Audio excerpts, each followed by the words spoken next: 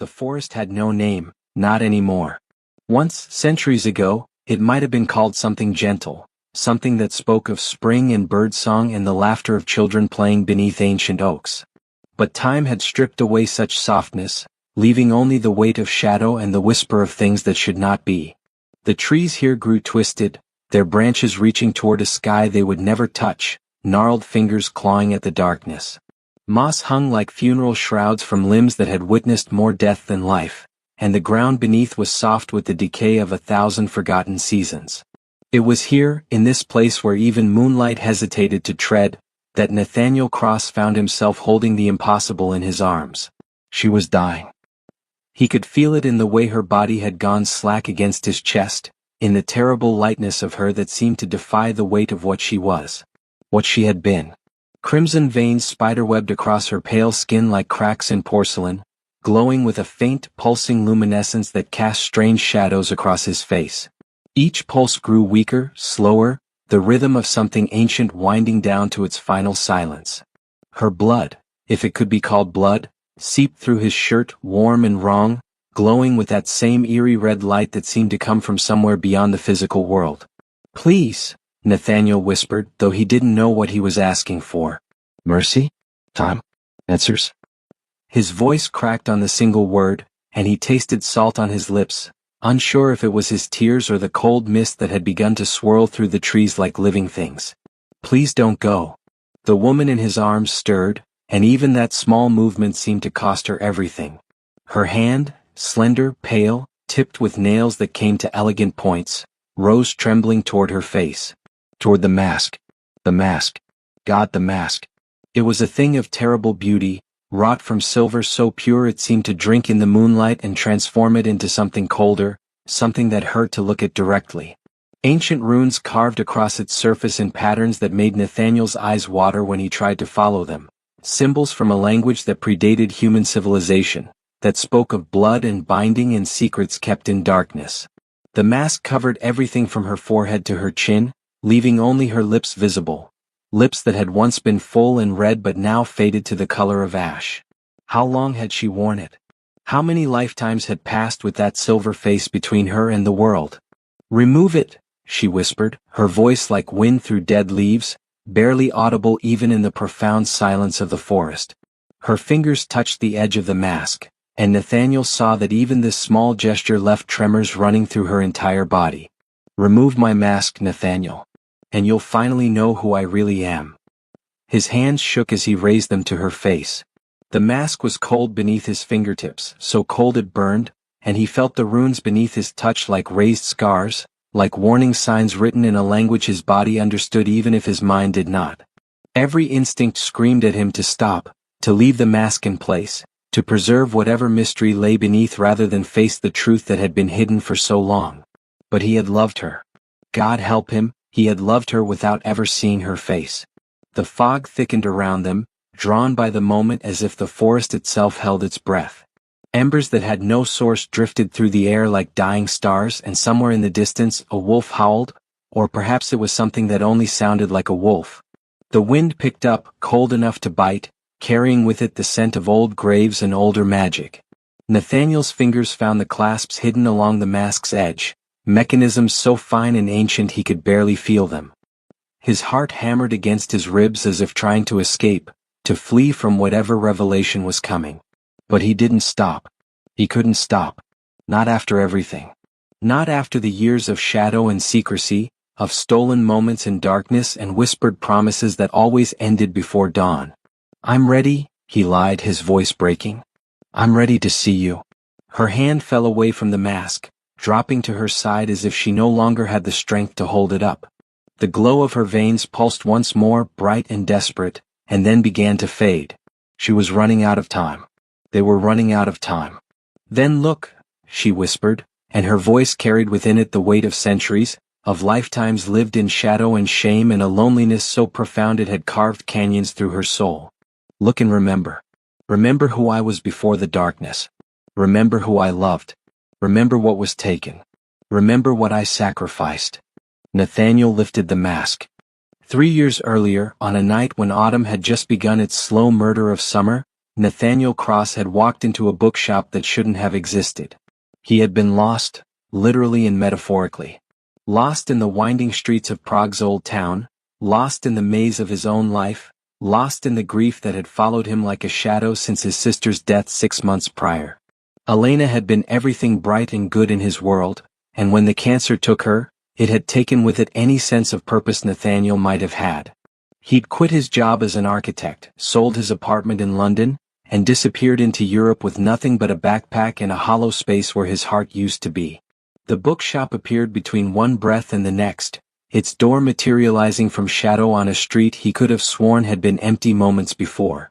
The sign above the entrance was written in no language he recognized, symbols that shifted and changed when he tried to focus on them, but somehow he understood the meaning beneath the incomprehensible letters: antiquarian books and forbidden knowledge. Something in him, the part that had always been drawn to mysteries, that had made him good at his old profession, at seeing the hidden structures beneath surface beauty, that part compelled him forward. The door opened at his touch, though he hadn't pushed it, and he stepped into a space that seemed to extend far beyond the physical boundaries of the building. Books rose in towers around him, stacked to a ceiling lost in shadow, their spines bearing titles in languages dead and living, their pages yellowed with age or fresh as if printed that morning. The air smelled of leather and dust and something else, something that made the hair on the back of his neck stand up, the scent of old magic, of power that had been sleeping but never quite dead. "You're here," a voice said from the darkness between the shelves, and Nathaniel's breath caught in his throat. She emerged like a ghost, dressed in black that seemed to be woven from shadow itself, the silver mask covering her face reflecting the dim candlelight in strange patterns. Even masked, even with her features completely hidden, there was something about her that stopped his heart and then started it again at double speed. The grace of her movement, the tilt of her head, the way she seemed to carry centuries in the set of her shoulders despite a form that appeared no older than 30. I was just browsing," Nathaniel stammered, suddenly aware of how mundane he must seem, how ordinary in the face of whatever she was. "No one just browses here," she said, and though he couldn't see her mouth behind the mask, he could hear the faint smile in her voice. "This shop only appears to those who are searching for something they don't yet know they need. Tell me, Nathaniel Cross, what is it that brought you to my door?" He should have been frightened by the fact that she knew his name. He should have turned and fled back into the ordinary Prague night. But instead, he found himself answering with a truth he hadn't spoken aloud to anyone: "I'm looking for a reason to keep living." The silence that followed was not uncomfortable. She moved closer and he caught her scent, old roses and rain and something metallic like blood. Up close, he could see the intricate details of her mask more clearly, the runes that seemed to pulse with their own faint light, the way it fit her face so perfectly it might have been grown rather than crafted. "That's quite a heavy thing to search for," she said softly. "Perhaps you might start with something smaller. A book maybe. There's one here that's been waiting for you." She led him through the labyrinth of shelves to a small alcove where a single volume sat on a reading stand, illuminated by a candle that burned with a blue-white flame. The book was bound in black leather, its cover bare of any title or decoration, but when Nathaniel touched it, he felt a shock run through his entire body, recognition though he'd never seen it before. "What is this?" he asked. "A story," she replied. "A true one. About a woman who lived 1,000 lifetimes and lost everything that mattered in each one.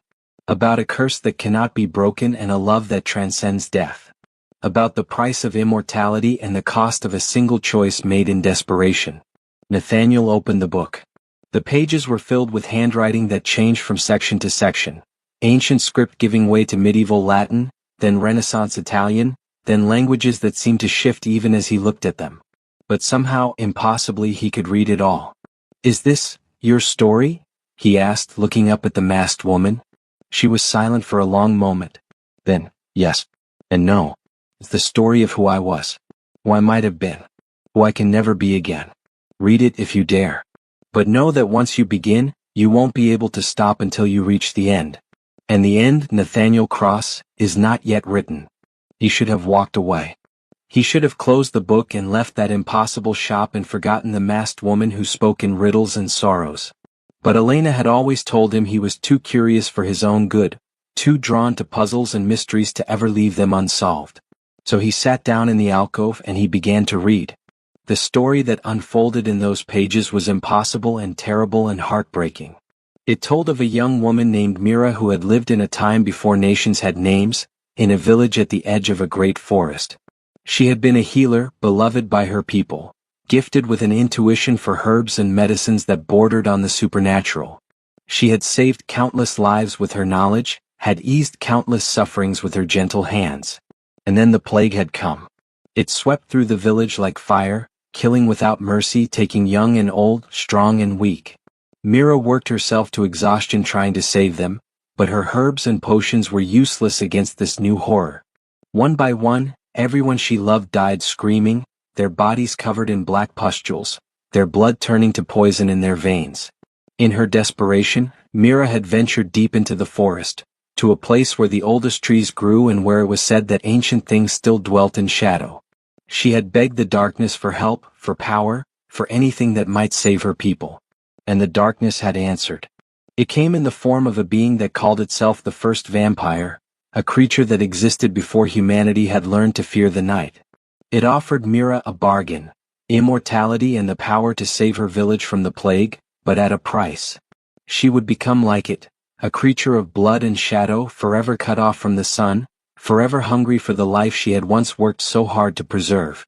And more than that, she would wear a mask for all eternity, a mask that would hide her true face from the world and from herself, a reminder of the bargain she had made and the humanity she had traded away. But my people will live? Mira had asked. If I accept this, they will be saved? Yes, the first vampire had promised. You will have the power to cure them. But you will never again be one of them. You will walk through centuries while they live and die like mayflies. You will love and lose over and over forever. Mira had accepted. How could she not? Her people were dying. Her village was being erased from existence. What was one life, even an eternal one, measured against so many? The first vampire had been true to its word.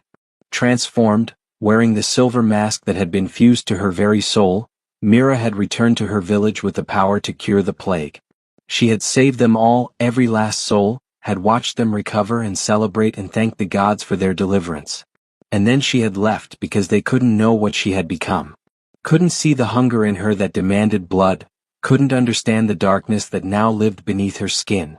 She had wandered into exile, into an immortality that stretched before her like an endless desert, wearing a mask that ensured she would never again be seen for who she truly was. Nathaniel read through the night, through pages that detailed century after century of loneliness. He read of the loves Mira had found and lost, the friends who had aged and died while she remained forever young behind her mask, the children she could never have, the home she could never keep. He read of the times she had tried to break the curse, sought out magic and witches and holy men and dark rituals, all in vain. The mask could not be removed, or rather it could be removed only once in the moment of her final death, when at last the immortality wore off and she was allowed to pass beyond. He read of the wars she had witnessed, the kingdoms that rose and fell, the languages that were born and died, the relentless march of time that meant nothing to her except more loss, more endings, more proof that she was forever separate from the world of the living. And he read of the prophecy, a whisper she had heard from a seer in Renaissance Venice, a fragment of hope that had sustained her through centuries of despair. When the last mask falls, truth will be revealed. What was lost will be remembered. Who you were will return. When Nathaniel finally looked up from the book, dawn was breaking outside the windows. But the bookshop remained in shadow, as if it existed in its own pocket of darkness. The masked woman sat across from him, still as a statue, watching him with eyes he couldn't see but could feel. Why? He asked, his voice hoarse. Why show me this? Because you asked for a reason to live, she said. And I thought perhaps I could offer you purpose. No one has ever read that entire story before. No one has ever cared enough to stay until the end. Most people close the book after the first few chapters, unable to bear the weight of so much sorrow. How could I stop? Nathaniel said. How could anyone stop knowing you've suffered so much? She tilted her head, and he saw her hand tremble slightly before she clasped it with the other. Most people don't see suffering. They see a monster. A creature that drinks blood and lives in shadow. They see something to be feared, not pitied. Nathaniel stood, closing the distance between them. Up close, he could see the fine craftsmanship of the mask, the way it seemed to be part of her rather than something worn. He could see the paleness of her skin where it showed at her throat and wrists, the way she held herself with the careful control of someone who had learned over centuries not to reveal too much. "I see a woman who sacrificed everything to save people who never knew what she'd done," he said quietly. "I see someone who's been alone for longer than most civilizations have existed. I see pain and endurance and a kind of strength I can barely comprehend." "You see a fantasy," she said, but her voice wavered. "You don't know me. You've read words on a page, but you don't know what it's like to be this, to hunger, to watch everyone you care about wither and die while you remain unchanged, unaging, unwelcome in the world of the living." "Then let me learn," Nathaniel said. "Let me know you. Not the story you. The person behind the mask." "I can't remove it," she whispered. "Not until the end. You'll never see my face. Never know what I truly look like. Never see me smile or cry or—" "I don't need to see your face to know you," Nathaniel interrupted. "Elena used to say that people hide their true selves behind all kinds of masks, faces they put on for the world, personas they adopt, walls they build. Your mask is just more literal than most. But I spent the whole night reading your story, feeling your pain, understanding your choices. That's more than most people ever share with anyone." Silence fell between them, heavy and pregnant with possibility. Outside, Prague was waking to a new day, but in the bookshop, in this pocket of shadow and magic, time seemed to hold its breath. "My name is Mira," she said finally, and even through the mask he could hear the tears in her voice. "My true name. The one I haven't spoken in 500 years. Nathaniel," he replied, offering his hand. "Though I think you already knew that." Her fingers were cold when they touched his, cold as marble, but her grip was gentle. "Yes," she said. "I've been waiting for you. For someone who could read the story to its end. For someone who might understand." "Understand what?" "That I'm tired," Mira whispered. "So tired? I've lived for over 3,000 years, Nathaniel. I've seen empires rise from dust and crumble back to nothing. I've loved and lost so many times I've lost count. And I'm tired of being alone. Tired of hiding. Tired of this endless, empty existence where I'm forever cut off from everything that makes life worth living." Nathaniel squeezed her hand gently. "Then don't be alone. Not anymore. Let me in, Mira. Let me be part of your story, even if I'm just a footnote in a life as long as yours." "You'll age," she said. "You'll grow old while I stay as I am. You'll die, and I'll have to watch it happen, have to lose you like I've lost everyone else. That's the curse. Not just immortality but the guarantee that everyone I love will leave me in the end." "Yes," Nathaniel agreed. "I'll age. I'll die. But isn't a short story better than no story at all? Isn't even a brief connection better than eternal loneliness? Elena used to say that the pain of loss is just proof that love was real. That it mattered. Would you rather live forever having never loved at all?" Mira was quiet for a long time. Then she laughed. A sound like breaking glass, beautiful and sharp and full of centuries of unshed tears. "Your sister was wise. I wish I could have met her." "She would have liked you," Nathaniel said softly. "She always did have a thing for tragic heroes." "Is that what I am?" Mira asked. "A tragic hero? You're someone who's survived when most would have broken. Someone who's kept her humanity despite everything that tried to strip it away. Someone who deserves not to be alone." And so, in that impossible bookshop on a Prague morning, Nathaniel Cross and Mira began something that neither of them could quite name. Not quite a relationship. How could it be, when one of them was human and temporary while the other was immortal and masked? Not quite a friendship. There was too much intensity, too much recognition, too much need on both sides. Perhaps it was simply two lonely souls finding each other in the darkness, clinging together against the weight of their separate griefs. What followed were 3 years that Nathaniel would later recognize as the most vivid, most alive he had ever felt. They traveled together, moving through Europe's hidden places, the cities within cities, the forgotten corners where magic still lingered like smoke in ancient stone. Mira showed him wonders that shouldn't exist, markets that appeared only under full moons, libraries carved into the roots of mountains, gatherings of creatures that humanity had relegated to myth. She taught him about her world, the hierarchy of immortals, the politics of creatures that lived in shadow, the delicate balance between the supernatural and the mundane that kept both worlds from destroying each other. She introduced him to others like her. Vampires who had learned to coexist with their nature, who had found ways to feed without killing, who had built lives and communities in the spaces between human civilization. But more than that, she let him see her. Not her face, the mask remained always an immovable barrier of silver and magic, but her soul. She shared the small details that made her who she was. Her love of opera that dated back to its invention in Renaissance Italy, her unexpected talent for painting though she could never see her own portrait, her fondness for thunderstorms and the way she would stand in the rain for hours, letting it wash over her as if trying to cleanse away centuries of accumulated sorrow. Nathaniel learned to read her despite the mask, to understand the subtle shifts in her posture that indicated emotion, to hear the changes in her voice that revealed joy or sadness or fear. He learned that she was funny, darkly, sarcastically funny in a way that came from seeing humanity's follies repeat across centuries. He learned that she was kind, that despite her hunger and her nature, she valued life above all else and would go to extraordinary lengths to avoid causing harm. And he fell in love with her. How could he not?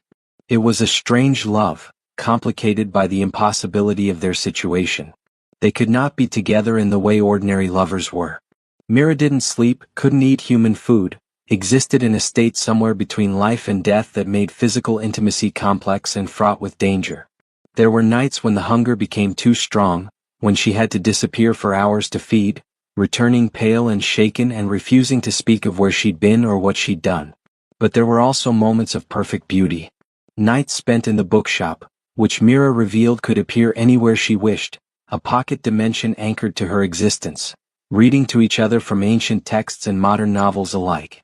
Days exploring medieval cathedrals and Gothic ruins, Mira sharing stories of having seen them built, of knowing the architects and stone carvers whose names were lost to history. Evenings sitting in silence on rooftops, watching cities light up below them, two solitary figures finding comfort in shared loneliness. Nathaniel documented everything in notebooks that quickly multiplied, filling them with sketches and observations and attempts to understand the impossible world he'd stumbled into. His training as an architect served him well. He had an eye for structure, for the hidden frameworks beneath surface appearance, and he applied that same analytical mind to understanding the supernatural. He drew diagrams of the magical wards that protected Myra's bookshop, wrote extensive notes on vampire physiology and the nature of immortality, filled pages with questions that Mira patiently answered.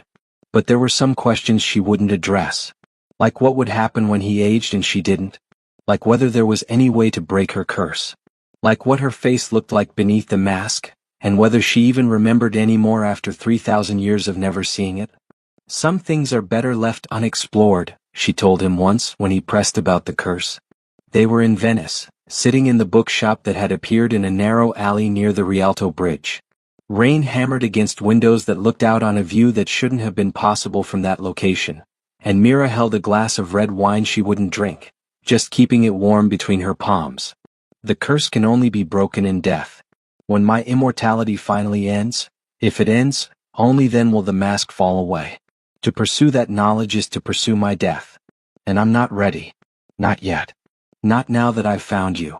But you've wanted to die, Nathaniel said quietly. You told me that. You said you were tired. I am. She set down the wine glass, reached across the table to take his hand. Her fingers were always cool, but he'd learned to find comfort in that coolness, in the reminder that she was something other, something impossible and yet undeniably real. But you've given me something I haven't had in centuries, a reason to want to see tomorrow, to be curious about what comes next. Even if that next is watching you grow old, I'd rather have that than end it now. That's not fair to you, Nathaniel protested. You shouldn't have to suffer just because I'm too selfish to let you go. Love is always selfish, Mira said, and there was a smile in her voice. And always sacrifice. We're both being selfish and we're both sacrificing. That's what makes it real. But the fear lingered in Nathaniel's heart. The knowledge that their time was limited, that every moment together was borrowed against his inevitable mortality. He began researching obsessively, digging through the occult texts in Myra's collection, seeking any mention of curses like hers, any hint of how they might be broken without death. It was this research that led him to the Council of Eternal Night. The Council was the governing body of the supernatural world, an ancient organization that maintained order among vampires, werewolves, witches, and all the other creatures that existed in humanity's blind spots.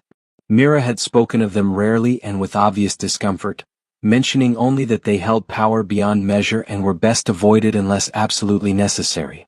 But Nathaniel's research had uncovered a reference to a case centuries ago where the council had broken a curse similar to Myra's, a binding that had been placed on a witch by a demon, tying her magic to her life in a way that made both impossible to separate. The council's intervention had required a ritual of immense power and complexity, but it had succeeded, freeing the witch without killing her. If they could do it once, surely they could do it again.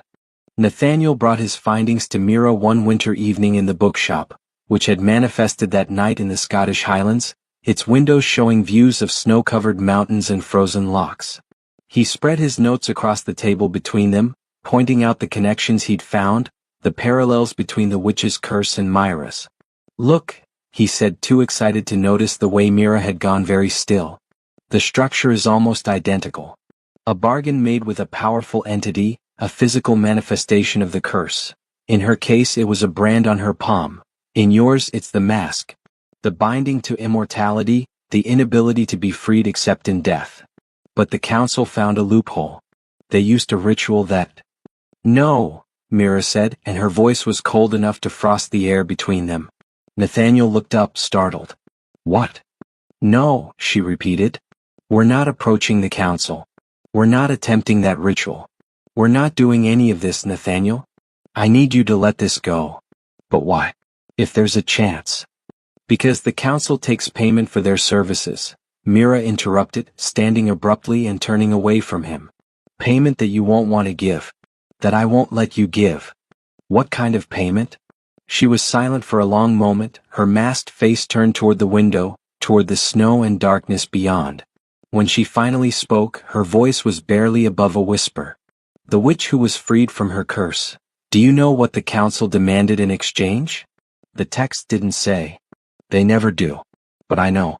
I was there, Nathaniel. I witnessed it." Mira turned back to face him, and even without seeing her expression, he could feel the weight of her anguish. The council required that the witch's entire bloodline be given over to their service. Every child, grandchild, and descendant she would ever have, bound to the council for eternity. She was freed from one curse only to damn her entire family line to another. Nathaniel felt the hope drain out of him like water from a broken vessel. There has to be another way. There isn't. The council deals only in exchanges of equal weight. To break a curse as powerful as mine, to undo a bargain made with the first vampire itself, would require a payment I can't even imagine. And I won't ask it of you. I won't let you sacrifice yourself or anyone else for my sake. I've lived with this curse for 3,000 years. I can live with it for however much longer I have. But... No, she moved back to the table, knelt before his chair so that they were at eye level.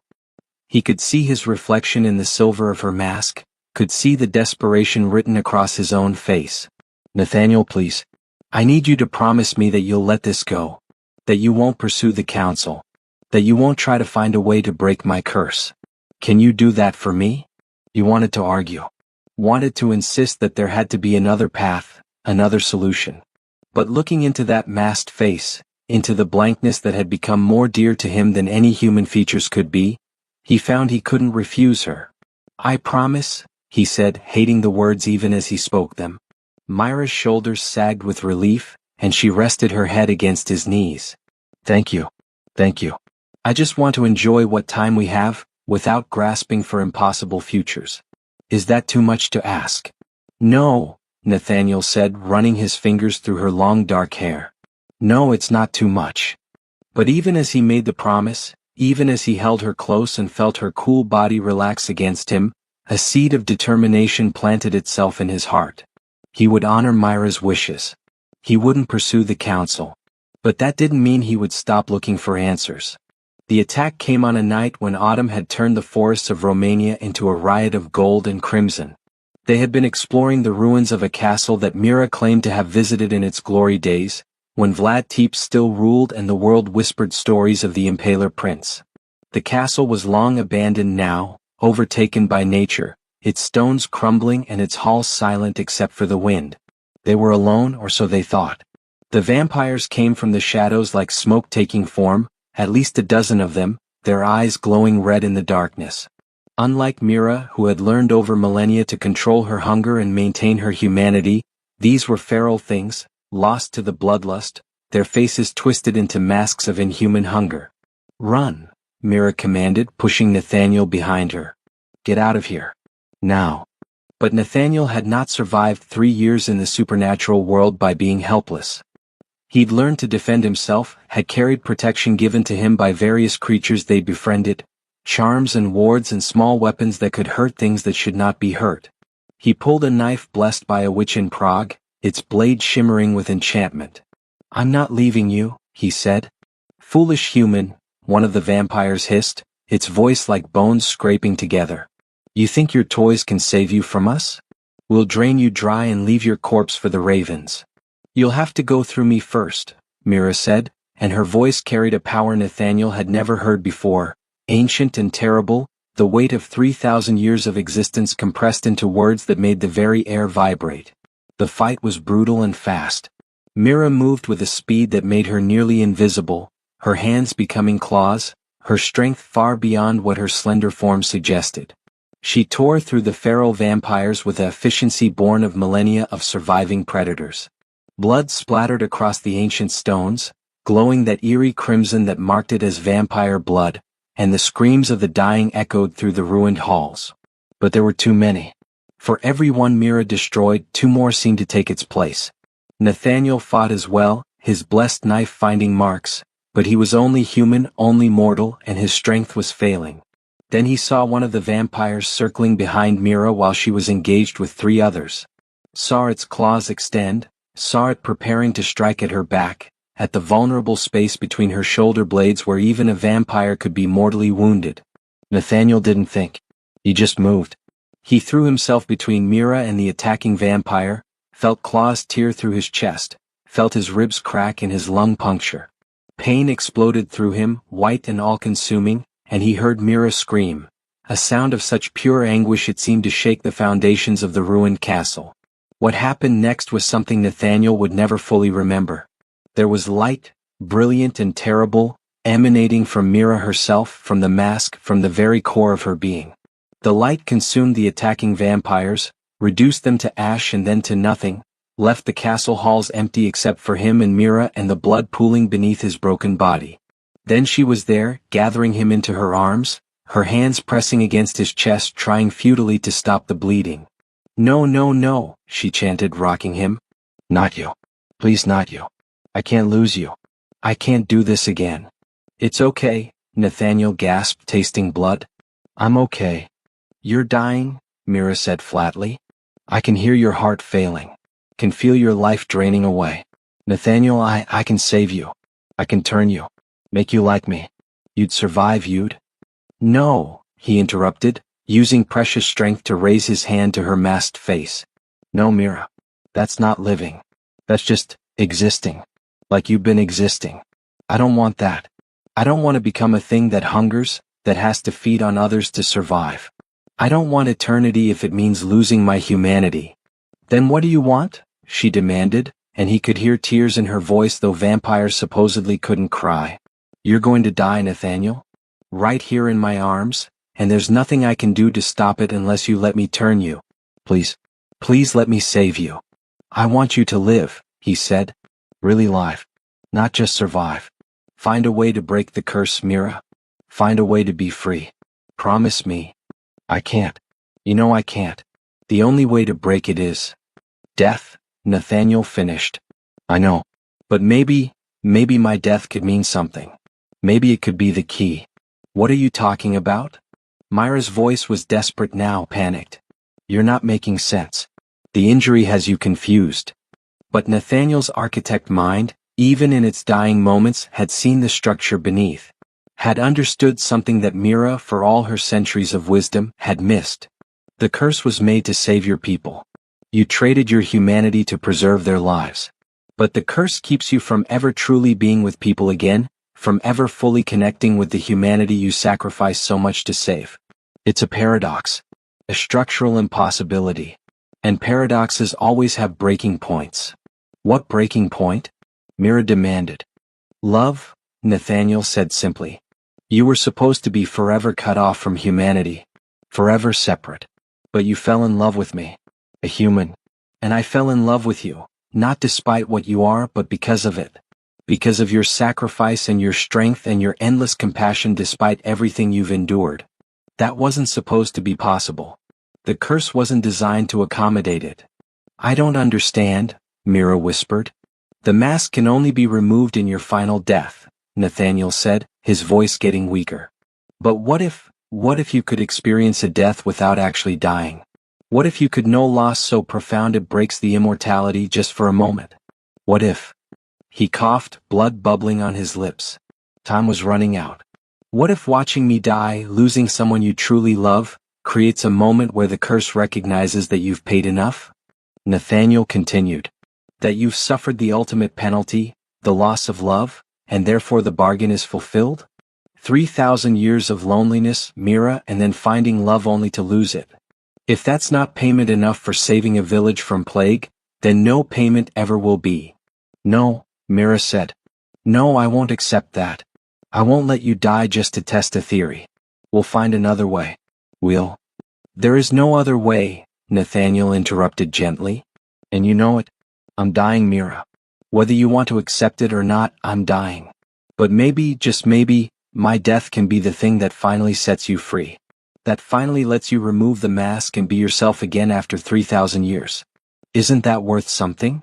Not if it costs me you, she said fiercely. You're worth more than any curse being broken. Worth more than my face or my freedom or anything else. I'd wear this mask for another 3,000 years if it meant keeping you alive. But I don't have 3,000 years, Nathaniel said, and managed a small smile despite the pain. I'm human, remember? Temporary. Mortal. Whether I die now or in 50 years, the end is the same. The only question is whether my death means something beyond just loss. Mira was shaking, her whole body trembling with a grief Nathaniel could feel radiating off her in waves. I don't want you to go. I can't do this. I can't watch you die. Not you. Please, Nathaniel. Please don't leave me. I don't want to leave, he admitted. God, Mira, I want nothing more than to stay with you. To have more time. To see where this story goes. But we don't always get what we want. Elena taught me that. Sometimes we only get to choose how we face the ending. His vision was starting to fade, darkness creeping in from the edges. He could feel his body shutting down, feel the cold spreading through his limbs. But he kept his hand on Myra's masked face, kept his focus on her, on the silver that reflected back his own dying image. Promise me, he said. Promise me you'll try. That you'll take off the mask when I'm gone. That you'll see if the curse breaks. That you won't spend another 3,000 years hiding from the world. Promise me you'll live, Mira. Really, truly live. I promise, she whispered. I promise. But Nathaniel, I need to tell you something. Before you go, you need to know. Know what? Her voice broke completely. Who I really am. What my face looks like. What I've been hiding all this time. Mira, I don't need. Please, she interrupted. Let me give you this. Let me let you see me, truly see me before the end. Remove my mask, Nathaniel. And you'll finally know who I really am. His fingers trembled as they found the clasps of the mask. He'd never been allowed to touch them before, had respected Myra's boundaries for 3 years despite his desperate curiosity. But now, with his life measured in heartbeats, he found the hidden mechanisms and began to open them. Look at me, Mira whispered. Remember me as I truly am. Remember who I was before the darkness. Remember what you gave back to me. The clasps opened with soft clicks that sounded impossibly loud in the ruined castle. Nathaniel's fingers shook as he lifted the silver mask away from Myra's face. And in the moonlight filtering through the broken ceiling, in the last moments of his fading consciousness, Nathaniel Cross finally saw the truth. The face that had been hidden for 3,000 years was not what Nathaniel expected. He had imagined many things in his time with Mira, had wondered if perhaps the mask hid some terrible disfigurement, some monstrous visage that the curse had inflicted. Or perhaps a face so beautiful it was dangerous to look upon, like the sirens and succubi of legend. But the truth was simpler and more heartbreaking than any of his imaginings. Myra's face was human. Utterly, completely human. She had large dark eyes that reflected the moonlight like pools of still water, eyes that held within them the weight of all the centuries she had lived and all the sorrows she had endured. Her skin was pale but not corpse-like, touched with a faint flush that suggested life even in her undead state. Her features were delicate, almost fragile, the kind of face that would have been called beautiful in any era, high cheekbones, a straight nose, lips that curved with a natural grace even in their current expression of anguish. But it was the tears that truly stopped Nathaniel's dying heart. Vampires weren't supposed to cry. He'd learned that in his studies, had been told by Mira herself that her kind couldn't produce tears, that the transformation stripped away such human weaknesses. Yet tears ran down Myra's cheeks, glowing faintly crimson like her blood, leaving tracks that shimmered in the moonlight. "You're crying," Nathaniel whispered, using the last of his strength to raise his hand to her face, to touch her cheek and feel the wet warmth of those impossible tears. "How are you crying?" "I don't know," Mira said, and her voice was filled with wonder and grief in equal measure. "I haven't been able to cry since the transformation. 3,000 years without tears, Nathaniel. But now I can't stop." Nathaniel understood then. The curse was breaking. Or perhaps it had already broken, shattered by the weight of genuine love and genuine loss, by the fulfillment of a prophecy neither of them had fully understood. "You're beautiful," he said, his voice barely audible. "More beautiful than I ever imagined. And so human. God, Mira, you're so human." "I'm remembering," she said, the tears falling faster now. "Memories I thought I'd lost forever. My village, my family. The taste of bread, the warmth of sunlight. The feeling of my mother's hands braiding my hair. I can remember my own face in the reflection of the river, remember looking at myself before the mask. I was young, Nathaniel. So young when I made the bargain. Barely 20 summers. I'd lived such a small life, and then I traded it for thousands of years of emptiness." "Not emptiness," Nathaniel managed. "You saved people. Helped people. You built the bookshop, preserved knowledge, protected those who needed protection. Your life meant something, Mira. It meant everything. But I lost myself," she said. "Lost who I was beneath the mask. The curse didn't just hide my face. It hid my memory of my face, my sense of identity, my connection to the girl I'd been. I became just the mask, just the role, just the cursed vampire with no past and no future. And now you've given it back to me. Given me back myself. Even as you're leaving." Nathaniel wanted to say something profound, something that would comfort her, but his body was shutting down. The pain had faded to a distant numbness, and he could feel himself drifting away on a dark tide. His vision narrowed to Myra's face, to those eyes that looked at him with love and grief and a terrible understanding. "Don't be alone," he said, the words coming slowly now, each one an effort. "Promise me. Don't hide behind the mask again. Don't retreat into darkness. Live Mira. Find joy. Find love again even if it seems impossible. You deserve happiness. You've earned it 1,000 times over." "I can't love again," Mira said. "Not after you. You were my last chance at happiness, Nathaniel. My last hope after 3,000 years. And I'm losing you." "Then remember me," Nathaniel whispered. "Keep me in your heart. Let me be part of your story even after I'm gone. And know that I died grateful. Grateful for every moment we had together. Grateful that I got to know you, to love you, to see your true face before the end. Some people live long lives and never experience a fraction of what we had. I'm one of the lucky ones." "I love you," Mira said, leaning down to press her forehead to his. "I love you, Nathaniel Cross. And I'll remember. I'll remember everything. The bookshop and the travels and the quiet nights reading together.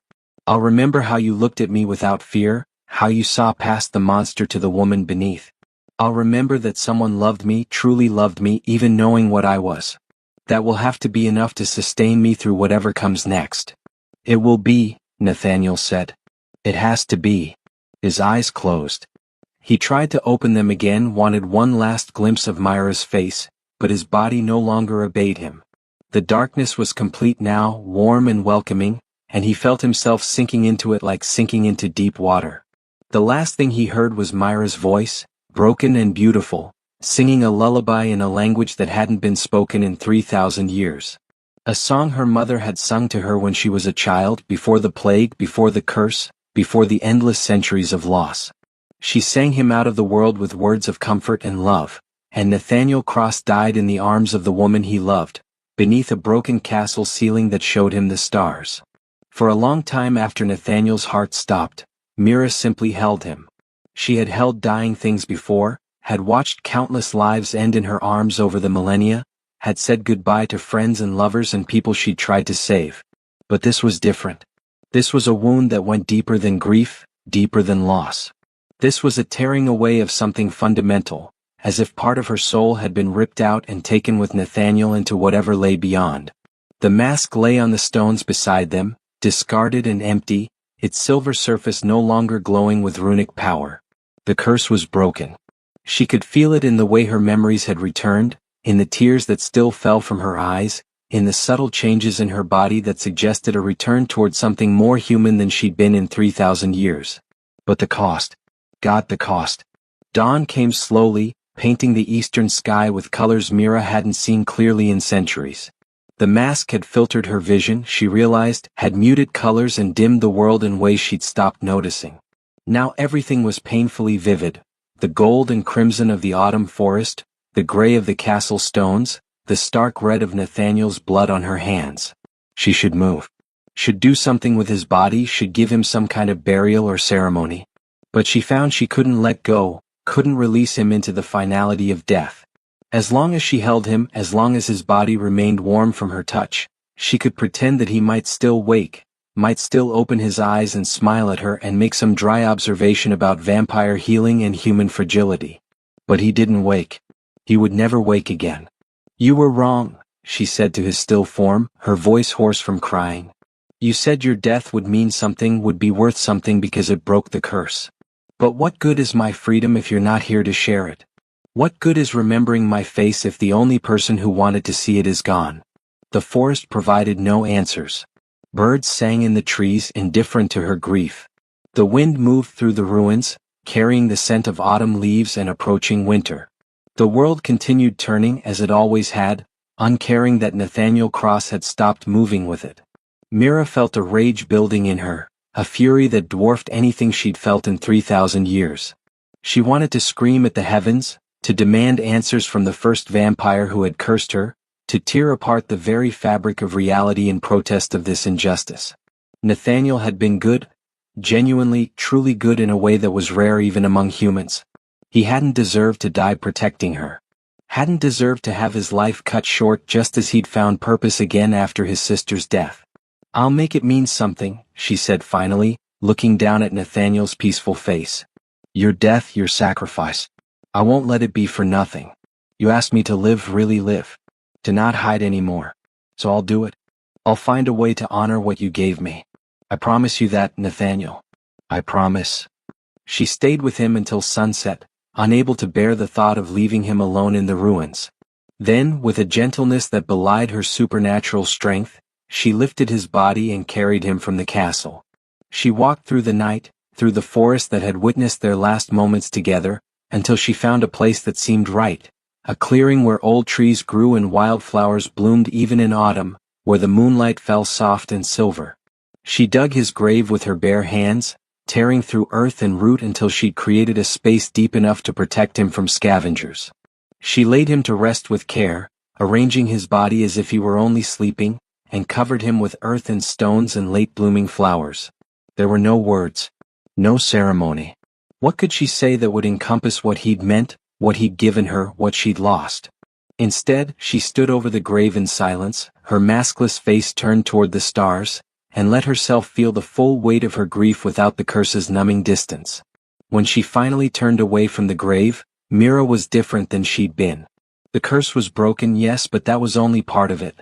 Nathaniel's death had cracked something open inside her, had shattered the careful walls she'd built over centuries to protect herself from pain.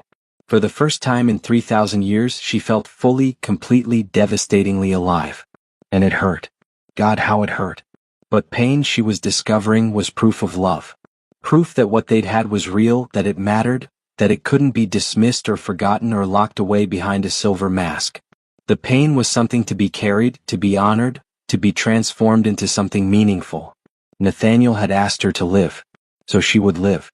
5 years after Nathaniel's death, a young woman entered a bookshop in Prague that appeared between one breath and the next. The shop had no name on its sign anymore, just a symbol that seemed to shift and change when she tried to focus on it. A mask, or perhaps a face, or perhaps both at once.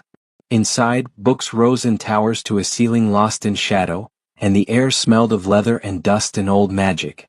The young woman, barely 20, with curious eyes and an artist's hands, wandered between the shelves, drawn by something she couldn't name. "You're here," a voice said from the darkness, and a woman emerged from between the stacks. She was beautiful in a way that seemed to transcend normal beauty, with dark eyes that held within them the weight of ages and a face that was both delicate and strong. She wore no mask, and when she smiled there was sadness in it, but also warmth and a strange kind of hope. I was just exploring," the young woman stammered.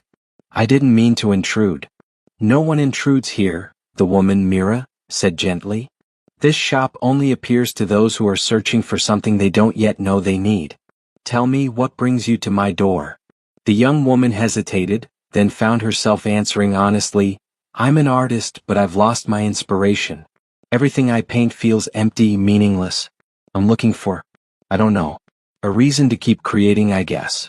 Myra's smile deepened, touched with something that might have been recognition. "I know that feeling. I've spent a very long time searching for reasons to keep going. But I learned something important from someone important. Would you like to hear it?" "Yes," the young woman said. "The pain of loss is proof that love was real," Mira said softly. "And the struggle to create, the difficulty of finding meaning, that's proof that meaning exists to be found. The emptiness you feel isn't a sign that you should stop.